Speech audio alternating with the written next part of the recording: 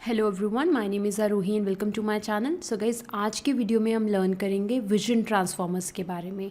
तो vision transformers first time introduce हुए थे इस पेपर में। An image is worth 16x16 words, transformers for image recognisation at scale. And इस paper में फर्स्ट टाइम ट्रांसफॉर्मर्स को कंप्यूटर विजन टास्क के लिए यूज़ किया गया था। एंड ये जो पेपर है ये इंस्पायर्ड हुआ था इस पेपर से, attention is all you need. तो ये जो पेपर था ना, attention is all you need, तो ये फर्स्ट पेपर था ट्रांसफॉर्मर्स पे। ये 2017 में रिलीज़ हुआ था। एंड ये जो ट्रांसफॉर्मर नेटवर्क इस पेपर में जो बात की गई है, वो ट्रांसफॉर्मर नेटवर्क यूज़ किया गया था नेचुरल लैंग्वेज प्रोसेसिंग टास्क के लिए।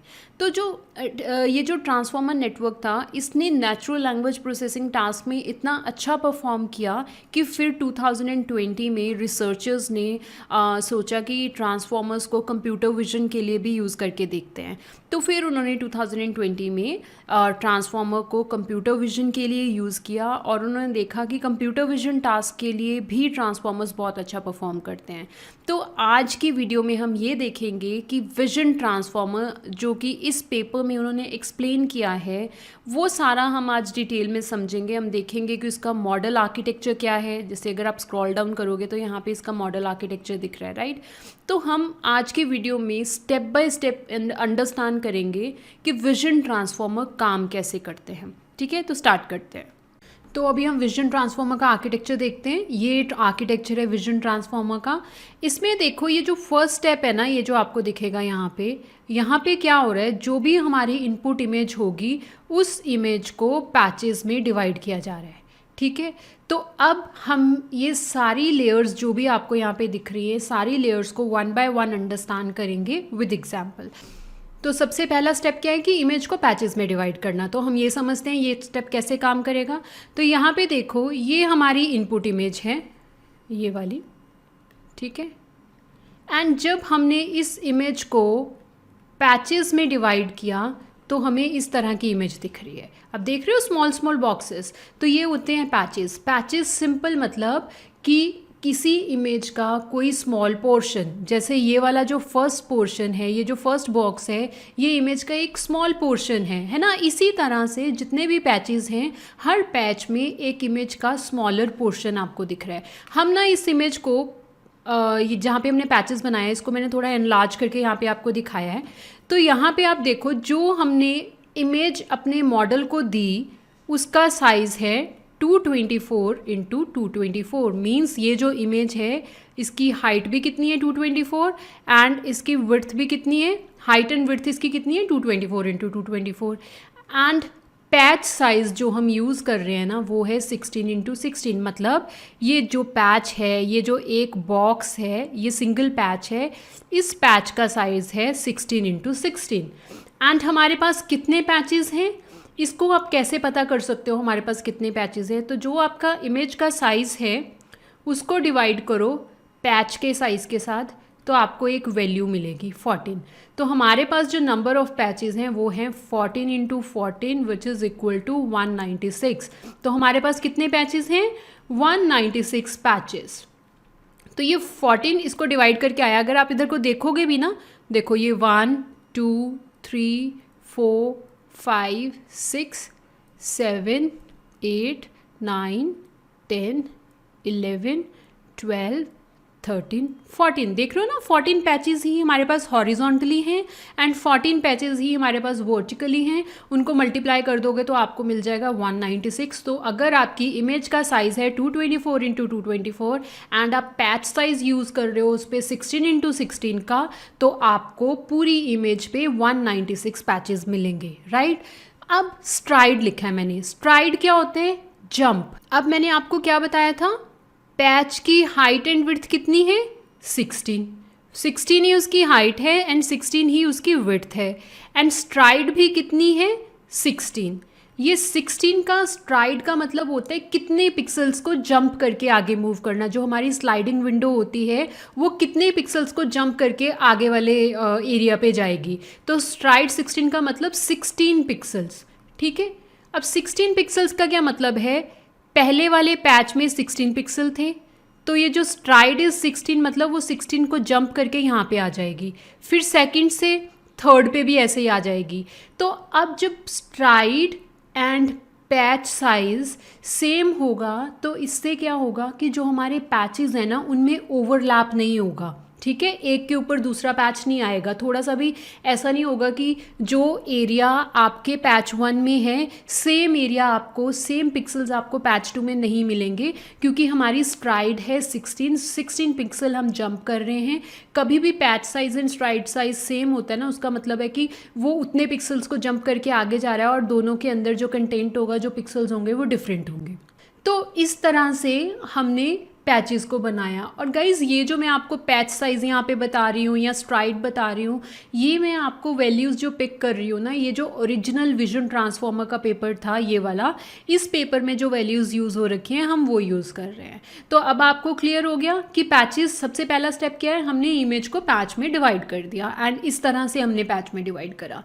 अब जो भी हमारे पैचेस होंगे ना, अब जैसे ये एक पैच है, यहाँ पे ये एक पैच है, ये थर्ड पैच है, ये सारे पैचेस को हमें 1D वेक्टर में कन्वर्ट करना पड़ेगा। अभी हमारे पास क्या है, ये हमारी इमेज थी विद पैचेस। यहाँ पे ये जो है ना, ये फर्स्ट वाला पैच है, मैं आपको एक सिंगल पैच दिखा रही हूँ, ये वाला पैच। ये वाला पैच कहाँ पे है, यहाँ पे है। तो यहाँ पे मैंने एनलार्ज करके दिखाया आपको। तो यहाँ पे सिर्फ क्या है, फर्स्ट पैच के अंदर क्या डेटा है, स्काई है ना यहाँ पे। और अब हमने क्या बता रही हूँ मैं आपको, इसकी विड्थ भी 16 है, इसकी हाइट भी 16 है।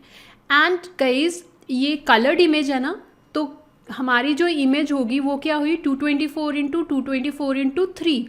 3 का क्या मतलब होते हैं, चैनल, RGB। 3 चैनल्स हैं RGB। तो कलर्ड इमेजेस के लिए हम 3 यूज़ करते हैं। तो अगर इमेज कलर्ड है तो उसके जो पैचेस बनेंगे वो भी कलर्ड होंगे।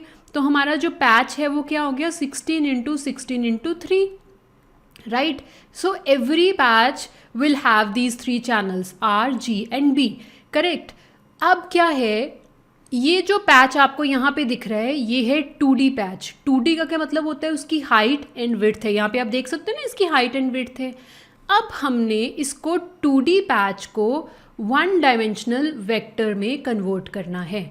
तो वो कैसे होगा, उसके लिए आप लिखोगे, उसके लिए आप सिंपल क्या करोगे, अगर 16x16x3 कर दोगे तो जो आपको वैल्यू मिलेगी यहाँ पे वो हो जाएगी 768। तो ये हमारा 1D वेक्टर बन गया। मैं आगे आपको दिखाती हूँ। पहले ना मैं आपको एक और पैच दिखाती हूँ। लेट्स से अगर हमें ये वाला पैच देखना है, मैं इस वाले पैच को आपको दिखाती हूँ, ये पैच कैसा दिखेगा। आप देख रहे हो ये वाला पैच, इसको मैं थोड़ा सा और जूम कर लेती हूँ, ये देखो। तो ये है पैच कौन सा वाला, ये वाले पैच को मैं यहाँ पे आपको दिखा रही हूँ। तो आप देख रहे हो यहाँ पे आपको स्मॉल स्मॉल बॉक्सेस दिख रहे हैं। ये small every small box is a pixel. ये एक पिक्सल है, ये एक पिक्सल है। मैंने इसको जूम कर दिया तो आपको इस तरह से दिख रहे हैं। यहाँ पे हमें नहीं दिख रहा था ना इस इमेज में, क्योंकि ये इमेज छोटी थी। मैंने यहाँ पे आपको ये वाले पैच को एनलार्ज करके दिखा रही हूँ। और आप देखो इस वाले पैच में नीचे नीचे ग्रास है, तो हमारे पास भी ये जो इतना पोर्शन है इसके नीचे वाला, इस पैच में ये क्या रिप्रेजेंट कर रहे हैं, ग्रास को। और ये जो ऊपर वाले पिक्सल्स हैं ये क्या रिप्रेजेंट कर रहे हैं, ये बता रहे हैं स्काई के बारे में। यहाँ पे स्काई है एंड नीचे यहाँ पे क्या है, ग्रास है, राइट। एंड ये जो स्मॉल स्क्वायर है ये पिक्सल है। तो अब 2D पैच, यहाँ पे भी हम यही बोल सकते हैं ना, हमारे सारे पैचेस का साइज़ ये है। एंड जब हमने उसको 1D वेक्टर में कन्वर्ट किया तो 16x16x3 इज़ 768, ठीक है। अब ये दिखेगा कैसे, ये मैंने यहाँ पे ये जो 1D वेक्टर बन गया, ये हमें विजिबल कैसे होगा। 2D पैच तो हमें दिख रहा है, यहाँ पे हमें पता है 2D पैच ऐसा होता है। बट जब ये 768 पिक्सल एक ही सिंगल लाइन में आ गए, एक सिंगल वेक्टर है, तो वो हमें कैसे दिखेगा वो देखते हैं। अब देखो ये इमेज पे मैं पैच नंबर 43 आपको दिखा रही हूँ। जब मैंने उसको 1D वेक्टर में कन्वर्ट किया तो वो ऐसा दिख रहा है। सारे के सारे पिक्सल ये जो इस 2D पैच के थे सारे के सारे आपको एक सिंगल लाइन में दिख रहे हैं ना। नीचे मैंने यहाँ पे दिखाया है कि उनकी वैल्यूज़ क्या हैं। मतलब ये जो जितने भी आपको नंबर्स दिख रहे हैं ना, आप देख रहे हो यहाँ पे ये कितनी वैल्यूज़ है, यहाँ पे 768। कितनी वैल्यूज़ हैं, 768। 768 वैल्यू क्यों है, क्योंकि हमारा पैच था 16x16 एंड वो कलर्ड पैच था, तो 3 विच इज़ इक्वल टू 768। तो इसलिए जब हमने उस पैच को फ्लैटन कर दिया, फ्लैटन करके वो पैच ऐसा दिख रहा है, तो जब हम उसको ऐसे प्रिंट कराएंगे तो आपको इस तरह की 768 वैल्यूज़ उसमें दिखेंगी। ठीक है, अब अगर आप हर वैल्यू को देखो हर वैल्यू का ना एक मीनिंग होता है। अब ये कलर्ड पैच हैं तो that means R G and B blue channels हैं हमारे पास। तो इनकी जो वैल्यू होती है ना, ये 0 to 255 के बीच में लाई करती है। 0 to 255 हर एक चैनल के लिए। ये क्या होती है? उस कलर की इंटेंसिटी होती है। इंटेंसिटी मतलब वो कलर, जैसे रेड कलर है वो किसी पिक्सल पे, जैसे हम लेट्स से हम इसका एग्जांपल ले लेते हैं। लेट्स से ये जो फर्स्ट वाला मैंने मार्क किया हुआ है, इस फर्स्ट पिक्सल की यहाँ पर ये वाली 3 वैल्यूज़ हैं, ये जो येलो एरिया में देख रहे हो। तो यहाँ पे क्या बोल रहे हैं हम? फर्स्ट वैल्यू है यहाँ पे 152, फिर है 192, फिर है 228। इसका क्या मतलब है? जो फर्स्ट पिक्सल है उस पे आर की वैल्यू है 152, जी की वैल्यू है 192 एंड ब्लू की वैल्यू है 228। अब ये 3 वैल्यूज़ यहाँ पर एक पिक्सल के बारे में बता रही हैं।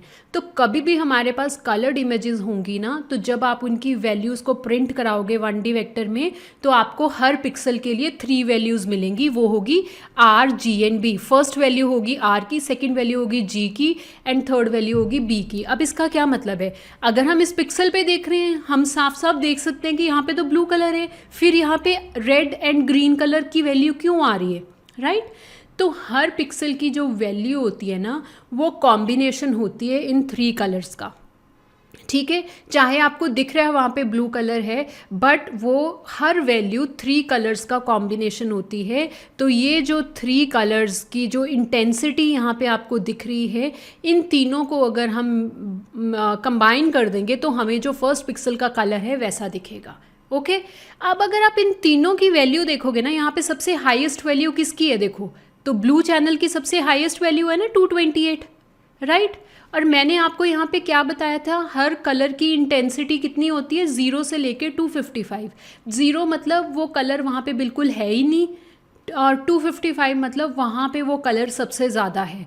तो 228 का क्या मतलब है कि ये जो फर्स्ट पिक्सल है, इस फर्स्ट पिक्सल में ब्लू कलर की जो इंटेंसिटी है वो है 228, सबसे ज़्यादा। तो हमें दिख ही रहा है सबसे ज़्यादा कलर यहाँ पे ब्लू है, तो उसकी इंटेंसिटी ज़्यादा होएगी। फिर अगर आप देखो, ग्रीन चैनल की इंटेंसिटी है 192, मतलब वहाँ पे ग्रीन कलर की ना जो वैल्यू है वो इतनी है, राइट? अभी आप बिल्कुल नीचे वाले पिक्सल्स को देखो, यहाँ पे ये वाले को 80, 104 एंड 88, ये ना लास्ट लाइन का पिक्सल है, कुछ यहाँ से हमने पिक किया है। तो हम यहाँ पे देख सकते हैं कि ग्रीन कलर ज़्यादा है। तो आपको मैंने क्या बोला था? फर्स्ट वैल्यू क्या है हमारी? 80, सेकेंड वैल्यू है 104 एंड थर्ड वैल्यू है 89। अब आप देखो यहाँ पे किसका नंबर हाई है? ग्रीन का ना। ये आर है, ये जी है एंड ये बी है। यहाँ पे ग्रीन की वैल्यू हाई है, एंड अगर हम यहाँ पे देखेंगे भी, यहाँ वाले सारे पिक्सल्स में ग्रीन कलर ज़्यादा दिख रहा है। उसके बाद ब्लू की इंटेंसिटी है, उसके बाद रेड की इंटेंसिटी है। इस तरह से हर पिक्सल की 3 वैल्यूज़ होंगी, और वो जो नंबर होगा वो लाई करेगा 0 to 255 के बीच में। 255 का मतलब वहाँ पे वो कलर सबसे ज़्यादा है, 0 का मतलब वहाँ पे वो कलर बिल्कुल नहीं है। तो इस तरह का फ्लैटेंड पैच आपको मिलेगा, ये इस तरह का फ्लैटेंड पैच। ठीक है, अब आपको समझ आ गया ये जो 768 वैल्यूज़ हैं हमें कैसे मिली? क्योंकि पैच साइज़ हमारा 16x16 था। अगर आपका पैच साइज़ कुछ और होगा, जैसे मान लो अगर आपका पैच साइज़ है 4x4x3, तो यहाँ पे जो आपको वैल्यू मिलेगी उसके हिसाब से मिलेगी। ओके, तो ये तो हो गया कि हमने पैच को अब 1D वेक्टर में कन्वर्ट कर दिया। ठीक है, अब नेक्स्ट स्टेप अंडरस्टैंड करते हैं। हमने अभी तक क्या क्या पार्ट कर लिया? हमें इमेज को पैच में डिवाइड करना आ गया, ये हमारा फर्स्ट स्टेप था। फिर हमने उन इमेजेस को यहाँ पर इस वाले स्टेप में क्या कर लिया? फ्लैटन कर लिया। फ्लैटन करके हमारे पास क्या बन गया? 1D वेक्टर बन गया। अब वो जो 1D वेक्टर हैं वो कहाँ जा रहे हैं? सारे के सारे लीनियर प्रोजेक्शन के पास। अब लीनियर प्रोजेक्शन क्या होता है वो अंडरस्टैंड करते हैं। सबसे पहले तो हम देखते हैं कि what is the benefit of it. Linear projection का बेनिफिट क्या है, हम क्यों यूज़ कर रहे हैं, उसके बाद हम देखेंगे हम लीनियर प्रोजेक्शन परफॉर्म कैसे करते हैं। ठीक है, तो इसके लिए अभी आपको इतना क्लियर है लीनियर प्रोजेक्शन की इनपुट क्या बनी, क्या है इनपुट लीनियर प्रोजेक्शन की, 196 पैचेस 2D पैच नहीं 1D वेक्टर। हमारे पास अभी तक क्या इनपुट बनी, 196 पैचेस के 1D वेक्टर हैं और हर वेक्टर के अंदर 768 टोकन्स हैं या आप कह लो 768 पिक्सल्स की वैल्यू है। इतना क्लियर हो गया। तो लीनियर प्रोजेक्शन के पास क्या आया, 196 पैचेस 1D जिनकी 768 पिक्सल्स हैं हर के अंदर। क्लियर। अब क्या होगा, लीनियर प्रोजेक्शन क्या करता है, इसके अंदर 768 पिक्सल्स हैं अभी तक हमारे पास, पिक्सल्स और टोकन्स भी बोल सकते हो आप। लीनियर प्रोजेक्शन का फ़ायदा क्या है, हम क्या चाहते हैं कि ये जो वैल्यू है 768 इसको हम रिड्यूस करके 512 बना दें। हम क्या चाहते हैं, हमारे पास 196 पैचेस हैं, हर पैच के 1D वेक्टर के अंदर 768 वैल्यूज़ हैं। हम उसको रिड्यूस करके क्या चाहते हैं कि हमारे पास 196 पैचेस ही रहें, पर हर पैच के अंदर ना जो नंबर ऑफ टोकन्स हैं वो रिड्यूस होकर 512 बन जाए। ठीक है, तो हम इसको रिड्यूस करके इतना बनाना चाहते हैं। तो वो कैसे किया जाएगा और इसका बेनिफिट क्या है, सबसे पहले हम अंडरस्टैंड करते हैं कि उस चीज़ का बेनिफिट क्या है। फर्स्ट बेनिफिट क्या हुआ कि अगर हर पैच के अंदर नंबर ऑफ़ वैल्यूज़ कम हो जाएंगी, 768 से 512 हो जाएंगी, तो रिसोर्सेज कम यूज़ होंगे, मतलब मेमोरी कम यूज़ होगी। कहाँ पे आपके पास हर पैच के लिए 768 वैल्यूज़ हैं और अभी आपके पास हर पैच के लिए 512 वैल्यूज़ हैं, तो कितनी सारी वैल्यूज़ का फ़र्क पड़ रहा है ना पैच वाइज, राइट। तो उससे क्या होगा, मेमोरी कम कंज्यूम होगी कंपैरेटिवली, है ना। तो सेकंड, अगर मेमोरी कम यूज़ हो रही है, अगर पैच का जो 1D वेक्टर है उसका साइज़ रिड्यूस होके 512 रह गया, उससे क्या होगा, प्रोसेसिंग भी तो फास्ट होगी ना। तो जो प्रोसेस पहले थोड़ा ज़्यादा टाइम ले रहा था वो कम टाइम लेगा। एंड सबसे इम्पॉर्टेंट बेनिफिट एक और है, वो क्या है कि जब हमने पैच में नंबर ऑफ़ वैल्यूज़ कम कर दी ना, उससे क्या होगा, हमारा ये जो लीनियर प्रोजेक्शन वाला टास्क है ना वो इस तरह से करता है ये काम कि इम्पॉर्टेंट फीचर्स जो पैच के अंदर हैं वो तो रखेगा, सिर्फ वो वाली वैल्यूज़ को डिलीट करता है ये जहाँ पे तो नॉइज़ होगी या फिर वो अनवांटेड वैल्यूज़ होंगी। समझ रहे हो। तो क्या होता है ना कि जब हम किसी चीज़ का साइज़ रिड्यूस करते हैं, कई बार ये भी तो इशू हो सकता है ना कि इंपॉर्टेंट इन्फॉर्मेशन ही ना उसमें से डिलीट हो जाए, राइट। पर हमारे पास जो लीनियर प्रोजेक्शन का टास्क है, जब हम लीनियर प्रोजेक्शन परफॉर्म कर रहे हैं तब मॉडल इस चीज़ का भी ध्यान रख रहा है कि इम्पॉर्टेंट इन्फॉर्मेशन जो है वो लॉस ना हो, सिर्फ जो नॉइज़ है, जो रैंडम नॉइज़ है या जो एक्स्ट्रा वैल्यूज़ हैं सिर्फ वही डिलीट हों। तो अगर ऐसा होगा तो इससे क्या हुआ, जो हमारे पास एक नया पैच का 1D वेक्टर बनेगा जिसमें 512 वैल्यूज़ हैं, उसमें हमारे पास रिफाइंड डेटा होगा, वो पैच में ज़्यादा यूज़फुल इंफॉर्मेशन होगी, उस पैच में नॉइस नहीं होगी, तो मतलब उसमें ज़्यादा क्वालिटी डेटा होगा, राइट। तो आपको फ़ायदा पता चल गया लीनियर प्रोजेक्शन का। तो इसलिए हमने यहाँ पर लीनियर प्रोजेक्शन यूज़ करी ताकि हम साइज़ रिड्यूस कर सके 1D पैच का, 1D वेक्टर का हर पैच के लिए, एंड हमारे पास ज़्यादा रिफाइंड पैचेस रह जाए। ओके, तो ये टास्क होगा कैसे। सो इस टास्क को परफॉर्म करने के लिए ना हम ये फॉर्मूला यूज़ करेंगे, y = xw + b।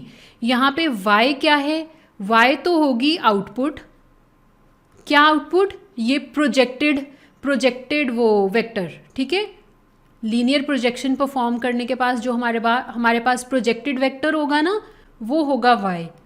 x क्या है, x है हमारे 1D वेक्टर जिनका साइज कितना है 768। ईच पैच का 1D वेक्टर, उसका साइज 768, वो हो गया हमारा x। W क्या है? W होगी वेट मैट्रिक्स।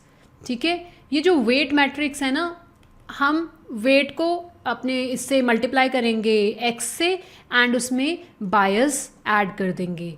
बायस का भी आपके पास वेक्टर होगा, बायस वेक्टर, बायस ऐड हो जाएगी, वेट मल्टीप्लाई हो जाएगा x के साथ और आपको प्रोजेक्टेड वेक्टर मिल जाएंगे। एंड गाइज ये जो वैल्यू है ना 512, ये वैल्यू हम ही डिफ़ाइन करते हैं। आप खुद से डिफ़ाइन करोगे कि आपको लीनियर प्रोजेक्शन की जो वैल्यू है, आपको मतलब किस वेक्टर साइज में ट्रांसफॉर्म करना है अपने 1D वेक्टर को। तो मैंने क्या बोला, मेरे पास जो 1D वेक्टर हैं सारे पैचेस के, जिसमें 768 वैल्यूज़ हैं, मैं उनको ट्रांसफॉर्म करना चाहती हूँ प्रोजेक्टेड वेक्टर में, जिसका साइज़ क्या होगा 512। तो इस वाले स्टेप के बाद क्या होगा, हमारे पास 196 पैचेस ही रह जाएंगे, बट हर पैच का साइज़ क्या होगा 512। अब ये वाले जो वैल्यूज़ हैं, देखो नेक्स्ट स्टेप क्या है, पैच प्लस पोजीशन एम्बेडिंग। अब हम ये प्रोजेक्टेड पैचेस के ऊपर जो 196 पैचेस हैं जिनका साइज़ इतना है, उनको पोजीशन एम्बेडिंग अप्लाई करेंगे। अब ये वाला कॉन्सेप्ट अंडरस्टैंड करते हैं कि यहाँ पे क्या हो रहा है। तो पोजीशन एम्बेडिंग की सबसे पहले हम अंडरस्टैंड करते हैं नीड क्या है। हमने ये टास्क परफॉर्म करना है, बट इसकी नीड क्या है, why we want this position embedding to be performed over here. So उसके लिए क्या होता है ना, आप देखो उसका अगला स्टेप क्या है, इनकोडर है। अब इनकोडर में क्या होता है, ट्रांसफॉर्मर के अंदर जो इनकोडर होते हैं ना, उसको सारी इनपुट एक ही बार में मिलती है। मतलब अगर आपके पास 196 पैचेस हैं, 196 पैचेस का मेरा मतलब है 1D वेक्टर जिनका साइज़ कितना है 512, ये सारे के सारे 196 पैचेस के 1D वेक्टर एक बार में ही एनकोडर के पास जाएंगे। तो जब सारे के सारे 196 1D vector of size 512 encoder के पास जाएंगे, तो हमारे मॉडल को पता नहीं चलेगा कि कौन सा पैच पहले आएगा, कौन सा पैच बाद में आएगा, क्योंकि हमारे पास तो बहुत सारे पैचेस हैं ना। यहाँ पे देखो ये सारे पैचेस हैं, ये सारे के सारे पैचेस थे हमारी इमेज के ऊपर।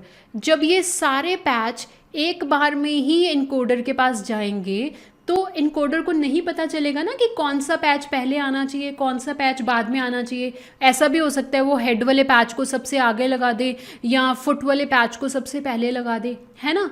तो हमें कोई ना कोई तो ऐसा तरीका फाइंड आउट करना पड़ेगा जिससे हमारे मॉडल को हर पैच की पोजीशन पता चल सके कि कौन सा पैच कौन सी रो में कौन से वाले नंबर पे आएगा। ठीक है, तो इस टास्क के लिए हमने यूज़ करा पोजीशन एम्बेडिंग।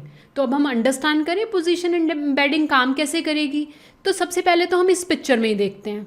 तो आपने यहाँ पे देखा इस पिक्चर में सबसे पहला स्टेप क्या था, हमने इमेज को 9 पैचेस में डिवाइड किया, फिर वो उनको फ्लैटन करा। फ्लैटन करने के बाद हमने यहाँ पर उनके ऊपर ट्रांसफॉर्मेशन कर दी, उनके ऊपर प्रोजेक्शन परफॉर्म करी। तो हमारे पास 196 तो हमारे पास अगर हम इस एग्जाम्पल के अकॉर्डिंगली काम करें तो हमारे पास कितने पैचेस हैं, 9 पैचेस आए। वो सारे के सारे 9 पैचेस का साइज़ कितना है 512। ठीक है, यहाँ पर फ्लैटन के बाद वो 9 पैचेस का साइज़ कितना था 768। ठीक है, तो जब हमारे पास यहाँ पे 9 पैचेस आए जिनका साइज़ 512 है, आप देख रहे हो ये 0 1 2 3 4 5 9 तक वैल्यूज़ हैं, ये सारे हैं पैचेस। एंड हर पैच ये वाले, और हर पैच के साथ आप देख रहे हो एक पोजीशन एम्बेडिंग लगी हुई है, एक ऐसे ये चीज़ लगी हुई है। ये क्या है, पोजीशन एम्बेडिंग। मतलब हर पैच के साथ हमने पोजीशन, उसकी पोजीशन भी भेजी। अगर आपके पास 9 पैचेस हैं तो आप 9 पोजीशंस प्रोवाइड कर रहे हो ट्रांसफॉर्मर को। वो 9 पोजीशंस का क्या मतलब है, हर पैच की एक पोजीशन। ओके, तो अगर हमारे पास, अगर हम अपने एग्जाम्पल की बात करें तो हमारे पास क्या है, हमारे पास है 196 पैचेस एंड हर पैच के अंदर क्या है 512 वैल्यूज़ हैं। राइट। तो हमारे पास पोजीशन एम्बेडिंग कितनी होंगी, मैंने क्या बोला, जितने पैचेस उतने ही पोजीशन इनकोडिंग या एम्बेडिंग। तो दैट मीन्स हमारे पास 196 पोजीशन इनकोडिंग वेक्टर्स होंगे। इतना समझ आया? ठीक है, जितने पैचेस उतने पोजीशन इनकोडिंग वेक्टर्स। इसको गाइज आप सिंपल तरीके से सोचो ना कि हमारे मॉडल को हर पैच की पोजीशन पता होनी चाहिए। हर पैच की पोजीशन पता करवाने के लिए हमें हर पैच के साथ उसकी पोजीशन को ऐड करके भेजना पड़ेगा। इसलिए जितने पैचेस उतने पोजीशन इनकोडिंग वेक्टर्स। ओके, अब 196 पोजीशन इनकोडिंग वेक्टर तो हो गए, बट हर वेक्टर के अंदर कितनी वैल्यूज़ आनी चाहिए? वेक्टर क्या होता है, ऐसे हो जाएगा ना, यहाँ पे कुछ लिखा है 0.4, 0.7, 0.9 करके ऐसे ऐसे ऐसे करके बहुत सारी वैल्यूज़ होती हैं किसी वेक्टर में। जैसे कि मैंने ऊपर आपको दिखाया था ये वाला एग्जाम्पल, इसमें क्या थी, ये वाले पैच के लिए यहाँ पे हमारे पास जब हमने उसको फ्लैटन किया था तो हमारे पास 768 वैल्यूज़ आई थी। ठीक है, फिर हमने इसको रिड्यूस करके इस वाले पैच में हमारे पास कितनी वैल्यू आ रही है, 512। तो जैसे हमारे पैच के अंदर 512 वैल्यूज़ हैं, वैसे ही अगर हम पोजीशन एम्बेडिंग वेक्टर बना रहे हैं तो उस वेक्टर के अंदर कितने नंबर ऑफ वैल्यूज़ होनी चाहिए?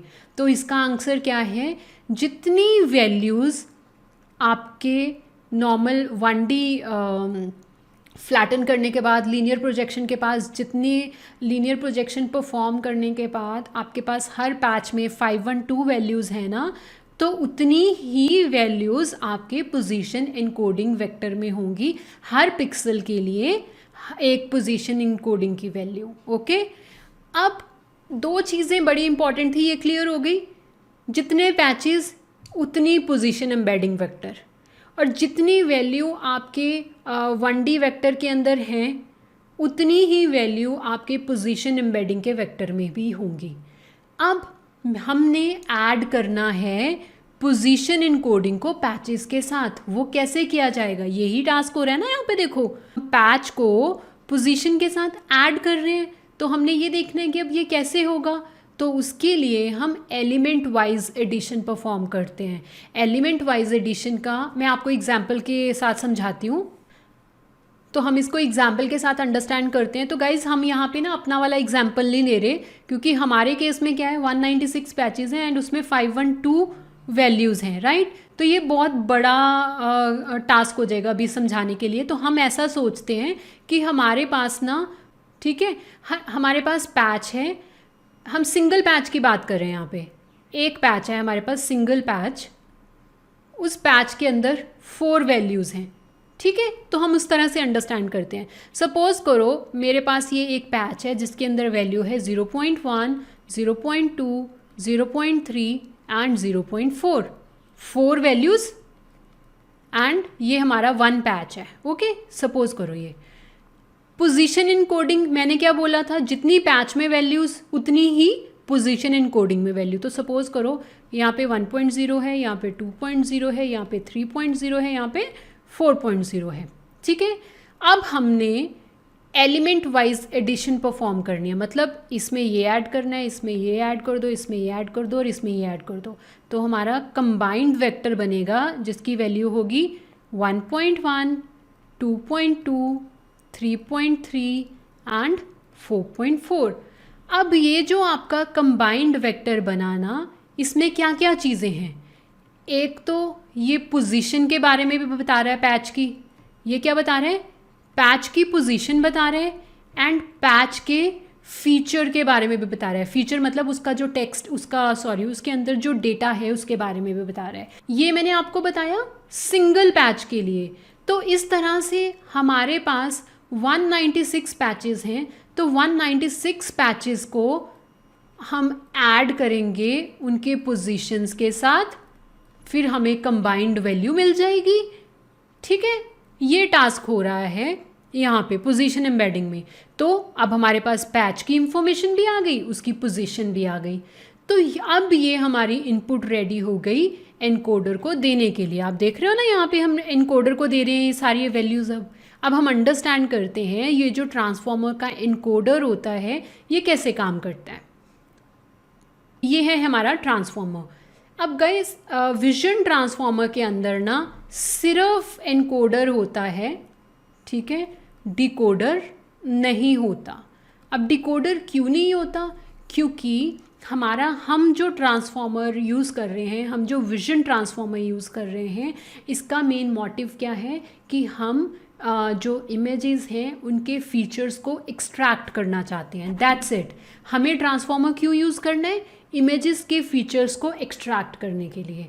एंड डिकोडर का क्या काम होता था? जब हमने नॉर्मल ट्रांसफॉर्मर्स के बारे में बात करते हैं, वहाँ पर डिकोडर का क्या काम होता था? Decoder is responsible to generate the output, ठीक है। पर हमें तो यहाँ पे कोई आउटपुट जनरेट करनी नहीं है, कुछ नया जनरेट नहीं करना है। हम सिर्फ इनकोडर इसलिए यूज़ कर रहे हैं ताकि हमें वो फीचर्स को, इमेजेस के फीचर्स को एक्सट्रैक्ट करके दे दे, ठीक है। तो इसलिए हमारे पास यहाँ पे डिकोडर का कुछ काम ही नहीं है, क्योंकि हमें कुछ नया जनरेट ही नहीं करना है, हमें सिर्फ फीचर्स को एक्सट्रैक्ट करना है। तो इसलिए हम सिर्फ विजन ट्रांसफॉर्मर के अंदर सिर्फ इनकोडर यूज़ होता है। क्लियर? वन क्वेश्चन क्लियर हो गया। अब इनपुट क्या हुई इनकोडर की? इनकोडर के पास क्या इनपुट जाएगी?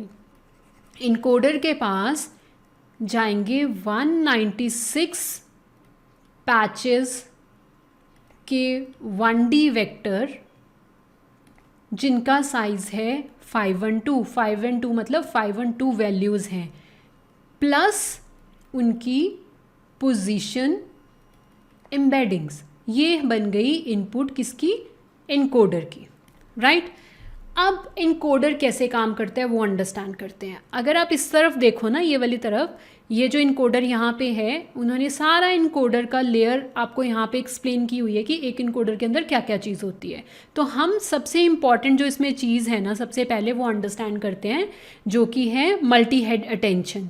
हम इसके अंदर सबसे पहले ये अंडरस्टैंड करते हैं मल्टी हेड अटेंशन क्या होता है, क्योंकि ट्रांसफॉर्मर नेटवर्क के अंदर ये जो अटेंशन लेयर है यही सबसे इंपॉर्टेंट होती है।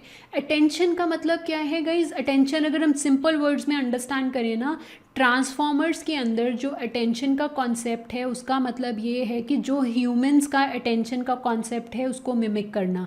जैसे अगर मैं आपको सेंटेंस बोलूँ कि yesterday I went to a park and saw a huge dog, तो जब मैंने ये सेंटेंस बोला, आपने किसी वर्ड को ज़्यादा अटेंशन दी होगी, किसी वर्ड को कम अटेंशन दी होगी। जैसे कि मैं दोबारा सेंटेंस बोलती हूँ, आप देखना आप किसको ज़्यादा अटेंशन देते हो। Yesterday I went to a park and saw a huge dog, तो आपकी जो अटेंशन गई होगी ना, ह्यूज डॉग पे ज़्यादा गई होगी, ठीक है। तो ये जो ह्यूमन का अटेंशन का मैकेनिज़्म है, अटेंशन का कॉन्सेप्ट है, ये सेम अटेंशन का कॉन्सेप्ट ट्रांसफॉर्मर के अंदर ये मल्टी हेड अटेंशन करता है, ठीक है। मतलब ज़्यादा इंपॉर्टेंस किसको देता है, ज़्यादा अटेंशन किसको देता है? जो चीज़ ज़्यादा इंपॉर्टेंट है। तो अब हम इसको अंडरस्टैंड करते हैं यहाँ पे ये मल्टी हेड अटेंशन कैसे काम करेगी। तो फिर हम इसको एक एग्जांपल से अंडरस्टैंड कर रहे हैं दोबारा से। तो सपोज़ करो आपके पास एक इनपुट इमेज है ये वाली, ठीक है। इस इनपुट इमेज के ऊपर ना आपने बहुत सारे पैचेस लगाए, बट फॉर रेफरेंस मैंने ये वाले 4 पैचेस बता रही हूँ आपको। बाकी सारी इमेज पैचेस में ही डिवाइड होगी, बट हम यहाँ पे अंडरस्टैंड करने के लिए सिर्फ ये 4 पैचेस की बात कर रहे हैं। तो अब जब ये जो पैच नंबर 1 है, ये जो कैट, जिसमें कैट का फेस है, उसका हेड है, तो क्या होता है ना, सबसे पहले इन जनरल अगर हम बात करें, मल्टी हेड सेल्फ अटेंशन में क्या होगा, जितने भी आपके पैचेस हैं, हर पैच ना 3 वेक्टर्स में कन्वर्ट होता है। हर पैच किस में कन्वर्ट होगा? 3 वेक्टर्स। अब देखो जैसे ये जो 4 पैचेस है ना, 1 2 3 एंड 4, ये वाले 4 पैचेस मैंने यहाँ पे लिखे हैं। फर्स्ट पैच को मैंने ऐसे ही नाम दे दिया हेड, एक पैच है बॉडी, एक पैच है वॉल एंड एक पैच है रग। हर पैच 3 वेक्टर्स में कन्वर्ट हो रहा है, ये फर्स्ट, सेकेंड एंड थर्ड। मतलब क्यू का मतलब क्वेरी, के का मतलब की एंड वी का मतलब वैल्यू। ये वाला पैच भी क्वेरी की वैल्यू में कन्वर्ट हुआ, ये वाला पैच भी क्वेरी की वैल्यू, यहाँ पर भी क्वेरी की वैल्यू है, यहाँ पर भी क्वेरी की वैल्यू है। तो मतलब जितने भी पैचेस होंगे, हर पैच के पास अपना एक क्वेरी की एंड वैल्यू होगा। हर पैच का एक 3 जॉब्स होंगी, वो क्या होंगी? Query, key and value. Now let's understand what is query, what is key and what is value. So query का क्या मतलब होता है? क्वेरी को आप एज्यूम करो एक पैच, ठीक है, कोई पैच जो ये देखता है कि मेरे को बाकी पैचेस में से किसको अटेंशन देनी चाहिए। हेड अभी क्वेरी की तरह काम कर रहा है। तो यहाँ पे इसका टास्क क्या होगा, ये देखेगा कि मुझे इसमें से और इसमें से किसको अटेंशन देनी चाहिए। ठीक है, ये होता है क्वेरी। की का मतलब कि जिसके ऊपर अटेंशन दी जा रही है। सो की मतलब वो पैच जिसको बाकी पैचेस देख रहे हैं, the patch which is being looked at by the other patches. ठीक है, तो ये होता है क्वेरी की एंड वैल्यू। अब क्या होता है ना, हर पैच के लिए ये 3 काम होंगे, क्वेरी, की एंड वैल्यू। तो हम इसको एग्जांपल इसी के अकॉर्डिंगली अंडरस्टैंड करते हैं। तो ये 4 पैचेस थे ना, एक cat head, cat body, wall and rug. अब जब सपोज करो हम ना इस वाले पैच के ऊपर काम कर रहे हैं, हम किस पे काम कर रहे हैं, कैट हेड वाला जो पैच है वो ये देखना चाहता है कि मुझे किसको ज़्यादा अटेंशन देनी चाहिए। मुझे कैट बॉडी को ज़्यादा अटेंशन देनी चाहिए, मुझे वॉल को अटेंशन देनी चाहिए, कि मुझे रग को अटेंशन देनी चाहिए। ठीक है, तो क्या बोला मैंने आपको कि ये वाला जो पैच है ये देख रहा है कि मैं किसको अटेंशन दूँ, मेरे लिए ज़्यादा इम्पॉर्टेंट कौन सा पैच है, मुझे किस पे ज़्यादा फोकस करना चाहिए। तो क्या होगा, उसके लिए हम ना सिमिलैरिटी स्कोर परफॉर्म करते हैं। सिमिलैरिटी स्कोर किस बेसिस पे होते हैं, हर पैच का मतलब अब इसको देखना है, कैट वाले पैच को देखना है कि मुझे किसको अटेंशन देनी चाहिए। तो जो कैट वाले पैच की क्वेरी होगी वो बाकी पैचेस की वैल्यूज़ के साथ सिमिलैरिटी स्कोर परफॉर्म करेंगी। मतलब किस किस के बीच में हम सिमिलैरिटी देखेंगे, कैट हेड वाले पैच का क्वेरी एंड बाकी पैचेस की वैल्यू। ठीक है, इनके बीच में सिमिलैरिटी चेक होगी। तो अब सपोज करो उसके बाद जब सिमिलैरिटी परफॉर्म हो गई ना, उसके बाद वो जो सिमिलैरिटी स्कोर्स हैं ना उनको हम कन्वर्ट कर देते हैं अटेंशन वेट्स में। अटेंशन वेट मतलब कितनी ज़्यादा अटेंशन देनी है। एंड कैसे कन्वर्ट किया जाता है, मतलब क्या ऐसा टास्क परफॉर्म करेंगे कि सिमिलैरिटी स्कोर अटेंशन वेट बन जाएंगे, उसके लिए हम सॉफ्टमैक्स एक्टिवेशन फंक्शन परफॉर्म करते हैं। सॉफ्टमैक्स एक्टिवेशन में क्या होता है, हम हर चीज़ को एक वैल्यू प्रोवाइड कर देते हैं ना, एक प्रोबेबिलिटी वैल्यू। तो जब हमारे पास पहले हमने यहाँ पे सिमिलैरिटी निकाली, ये वाले स्टेप में हमने क्या किया, सिमिलैरिटी निकाली। सिमिलैरिटी किस में हुई, क्वेरी और बाकी सब की के साथ। ये कैट हेड वाले पैच की क्वेरी एंड कैट हेड वाले पैच की क्वेरी एंड बाकी पैचेस के की वैल्यू के साथ सिमिलैरिटी निकाली। फिर जब हमें सिमिलैरिटी मिल गई, हमने उस सिमिलैरिटी को कन्वर्ट कर दिया अटेंशन वेट में। अटेंशन वेट में कैसे कन्वर्ट करा, ट्रांसफॉर्म कैसे करा, सॉफ्टमैक्स एक्टिवेशन फंक्शन को यूज़ करके। तो हमारे पास सपोज करो फाइनली ये वैल्यू आ गई, कैट हेड पैच की कैट बॉडी पैच के साथ 0.7% सिमिलैरिटी है, कैट हेड पैच की रग वाले पैच के साथ 0.3% सिमिलैरिटी है एंड कैट हेड पैच की वॉल के साथ 0.01 सिमिलैरिटी है। तो सबसे हाईएस्ट उसको वैल्यू किसके लिए मिल रही है, कैट हेड पैच को किसको अटेंशन देनी चाहिए, कैट बॉडी को। ठीक है, इस तरह से हमें सारे पैचेस के लिए ये एक्टिविटी परफॉर्म करनी होती है। देखो नीचे मैंने लिखा करा भी हुआ है, रिपीट करा है प्रोसेस सारे पैचेस के लिए। तो अभी सबसे पहले वाला प्रोसेस हमने क्या किया था, कैट हेड को सिमिलैरिटी चेक कर रहे थे ये वाले 3 पैचेस की। अब यहाँ पे ये कैट बॉडी वाला जो पैच है, कैट बॉडी की सिमिलैरिटी चेक कर रहे हैं cat head, wall and rug के साथ। यहाँ पे हम रग की सिमिलैरिटी चेक कर रहे हैं वॉल, हेड एंड बॉडी के साथ।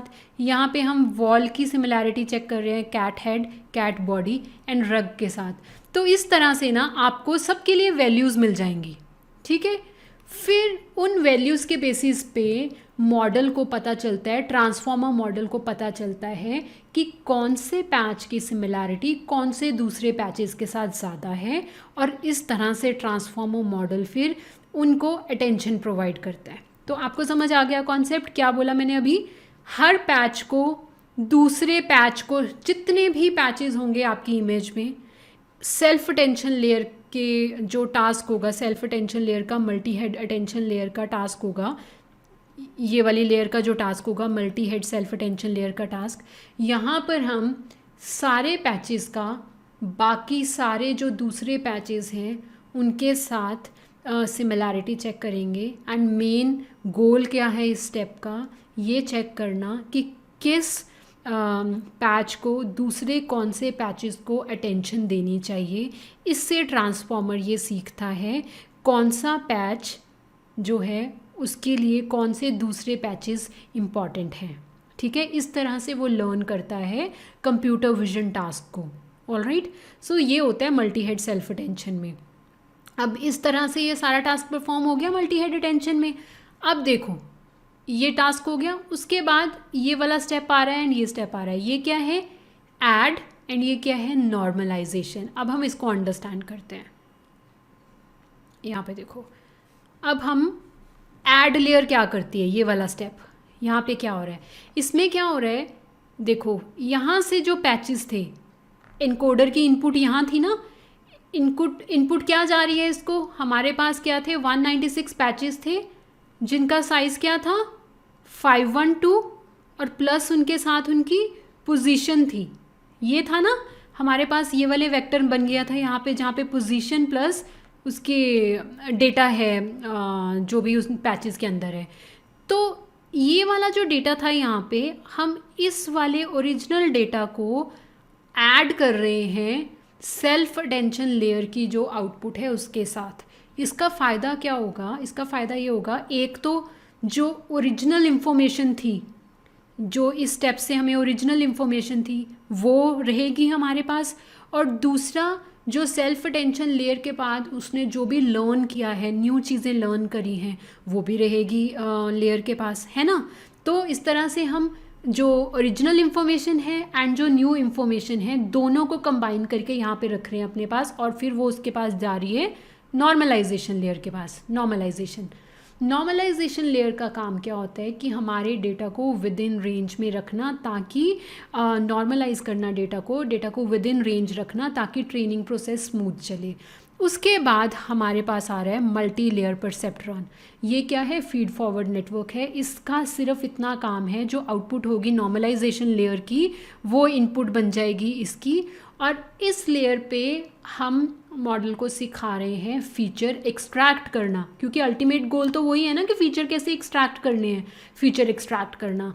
तो फिर उसके बाद हम यहाँ पे देखो, यहाँ से जो आउटपुट थी, यहाँ पे जो हमारी वैल्यू थी, यहाँ पे क्या वैल्यू थी इस पॉइंट पे, ये वाला जो पॉइंट है यहाँ पे हमारे पास क्या वैल्यूज़ पड़ी हुई थी। मल्टी हेड अटेंशन में जो हमने ओरिजिनल पैचेस की इंफॉर्मेशन थी और मल्टी हेड अटेंशन की जो आउटपुट आई थी वो थी ना, वो हम यहाँ पे ऐड कर रहे हैं, और फिर वो फाइनल आगे चले जाएगी।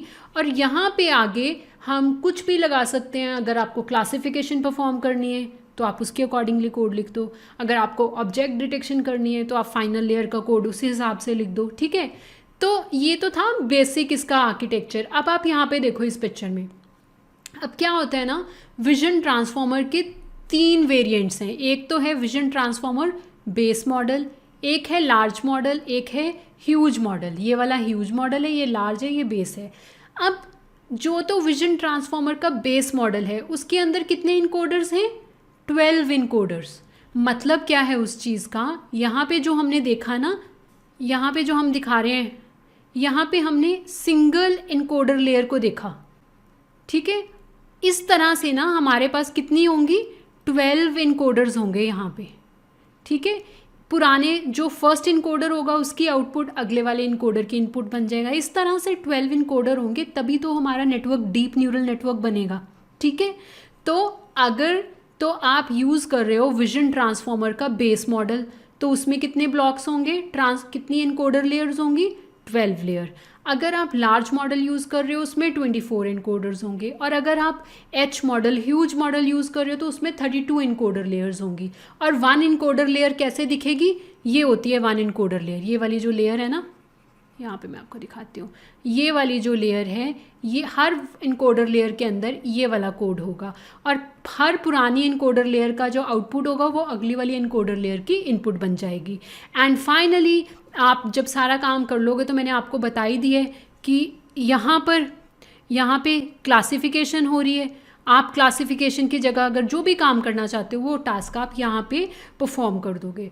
तो ये होता है vision transformers. So guys, I hope this video is helpful. And guys, अगर आपको मेरी वीडियो पसंद आई हो तो प्लीज़ मेरे चैनल को लाइक, शेयर एंड सब्सक्राइब करना। Thank you for watching.